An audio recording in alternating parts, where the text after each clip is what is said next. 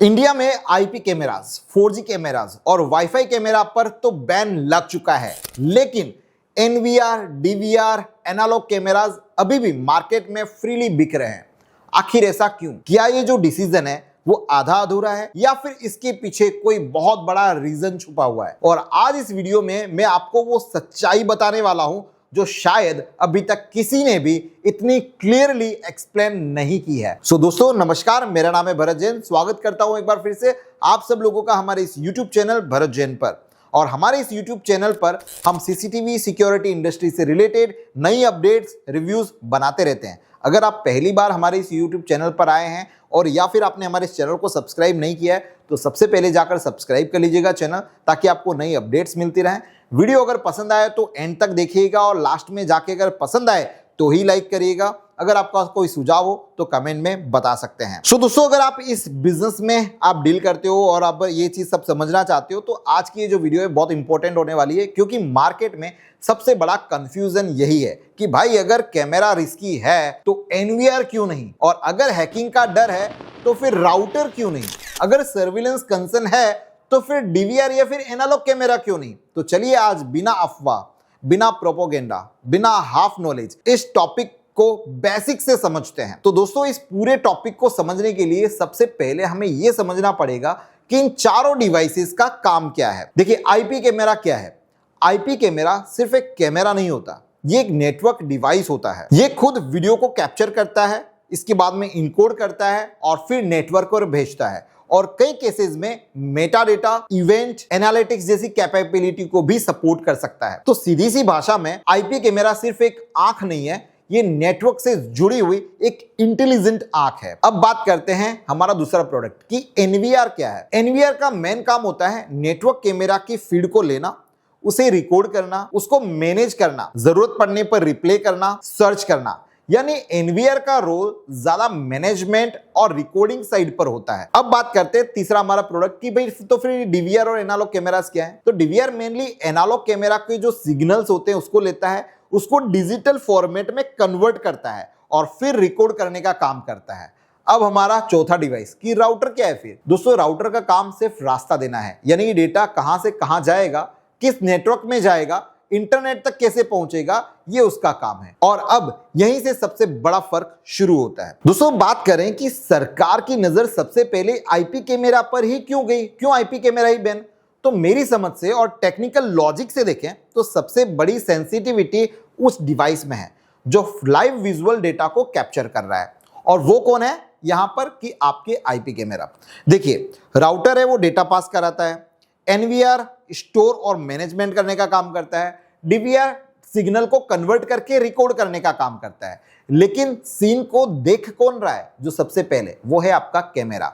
और यही सबसे बड़ा फर्क है कि अगर कोई कॉम्प्रोमाइज्ड डिवाइस सिर्फ ट्रैफिक पास करा रहा है तो उसका रिस्क एक अलग तरह का है, लेकिन अगर कोई compromised device live video environment देख रहा है, ऑब्जेक्ट को डिटेक्ट कर रहा है, मेटा डेटा को जनरेट कर सकता है या फिर एनालिटिक्स की पाइपलाइन का एक सोर्स बन सकता है, तो उसका रिस्क बिल्कुल अलग लेवल का हो जाता है। तो अभी एक सवाल यहां पर होता है कि भाई एनवीआर को क्यों इतना डायरेक्ट टारगेट नहीं दिखता, उसको क्यों नहीं माना जाता है? एनवीआर इंपॉर्टेंट नहीं है, ऐसा बिल्कुल भी नहीं कह रहा मैं। एनवीआर भी क्रिटिकल है, एनवीआर का डेटा भी कॉम्प्रोमाइज हो सकता है। एनवीआर में भी रिकॉर्डिंग्स, सर्च, रिप्ले, इवेंट जैसी चीजें होती हैं, लेकिन प्रैक्टिकल डिफरेंस क्या है? एनवीआर का main role post capture side पर है, यानी कि जो चीजें हो गई है उसको रिकॉर्ड करने का काम कर रहा है, यानी कैमरा ने जो कैप्चर किया है उसे एनवीआर संभालने का काम कर रहा है। जबकि कैमरा जो है वो आपका फ्रंट लाइन पर है, वही देख रहा है, वही भेज रहा है। सीधी सी भाषा में अगर कोई सिस्टम एक फैक्ट्री का स्टोर रूम है तो एनवीआर स्टोर रूम का मैनेजर है, लेकिन कैमरा गेट पर खड़ा हुआ वो वॉचमैन है जिसकी आंखें लाइव सब कुछ देख रही होगी। और कोई भी पॉलिसी आएगी तो वो पॉलिसी सबसे पहले गार्ड पर आएगी, ना कि स्टोर रूम के मैनेजर पर। अब बात करें यहां पर कि डीवीआर और एनालॉग कैमरा अभी भी बाहर क्यों दिखते हैं, उसके बारे में तो कोई बात ही नहीं कर रहा। तो फिर उसके लिए बहुत सारे लोग पूछते हैं कि अगर इतना बड़ा सिक्योरिटी कंसर्न है तो एनालॉग कैमरा और डीवीआर के ऊपर एक्शन क्यों नहीं लेते हैं? इसका जवाब मैं इमोशनली नहीं, टेक्निकल दूंगा। एनालॉग कैमरास आमतौर पर डायरेक्ट आईपी का एंड पॉइंट नहीं होता, वो पहले डीवीआर तक जाता है, मतलब कि जो अटैक मॉडल पूरा अलग हो जाता है।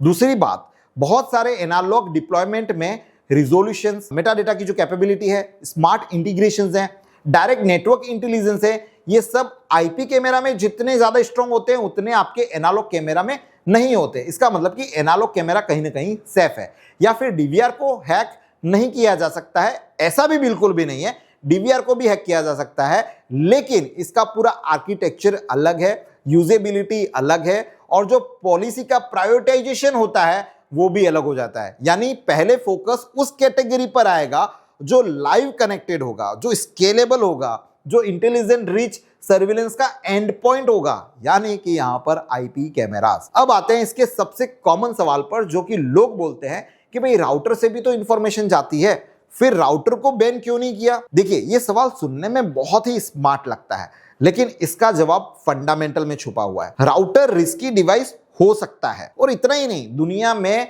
कई बॉटनेट अटैक्स हुए हैं जिसमें कैमरास और राउटर दोनों कॉम्प्रोमाइज हुए हैं। लेकिन पॉइंट ये नहीं है कि राउटर सेफ है, पॉइंट ये है कि राउटर का रिस्क का नेचर है वो बिल्कुल अलग है, और कैमरा का रिस्क नेचर है वो बिल्कुल अलग है। राउटर ट्रैफिक को हैंडल करता है, कैमरा विजुअल इंटेलिजेंस को बनाता है। राउटर एक रास्ता देता है, कैमरा पूरा का पूरा व्यू दे देता है। राउटर से नेटवर्क एक्सेस या फिर ट्रैफिक का मैनिपुलेशन का खतरा हो सकता है, लेकिन कैमरा से सीधा environment, movement, object, location, pattern, behaviour, ऐसी सभी चीजों की विजिबिलिटी सामने वाले को मिल सकती है। तो दोनों को एक बराबर लाइन में रखकर कंपेयर करना टेक्निकल गलत होगा। अब दोस्तों, असली बात जो लोगों को यहां पर समझनी चाहिए कि इस पूरे इश्यू में सबसे बड़ी प्रॉब्लम क्या है, वो है आपका हाफ नॉलेज। कोई बोलता है कैमरा बैन करा दिया, सरकार गलत है। कोई बोलता है राउटर को भी फिर बैन कर दो, और कोई बोलता है फिर एनवीआर को क्यों आपने छोड़ दिया, उससे भी तो डेटा लीक हो सकते हैं। और कोई बोलता है कि भाई डीवीआर भी तो डेंजरस है, उसको क्यों रख दिया। लेकिन दोस्तों, साइबर सिक्योरिटी और सर्विलेंस आर्किटेक्चर व्हाट्सएप यूनिवर्सिटी से नहीं समझी जाती है। हर डिवाइस का एक अपना रोल है, हर डिवाइस का एक अपना अटैक सरफेस है, हर डिवाइस की एक अलग हार्डवेयर आर्किटेक्चर भी है, हर डिवाइस का एक अलग फर्मवेयर होता है, उसका प्रोटोकॉल होता है, उसका इंटरफेस होता है, और एक्सपोजर लेवल भी अलग होता है।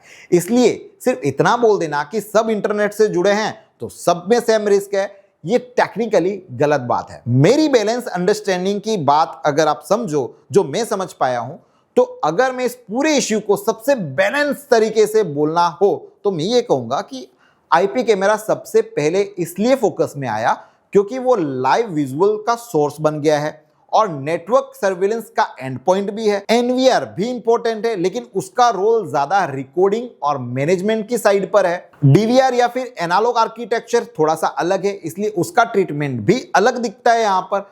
और राउटर भी रिस्की हो सकता है, लेकिन कैमरा जैसा विजुअल सर्विलेंस का रिस्क नहीं देता। और सबसे जरूरी, ये मत बोलो कि एनवीआर सेफ है या फिर डीवीआर सेफ है या फिर राउटर सेफ है। सेफ तो दोस्तों कोई भी डिवाइस यहां पर बाय डिफॉल्ट नहीं होता, रिस्क तो कहीं ना कहीं होता ही है। और सही बात यह है कि रिस्क सबका अलग अलग होता है।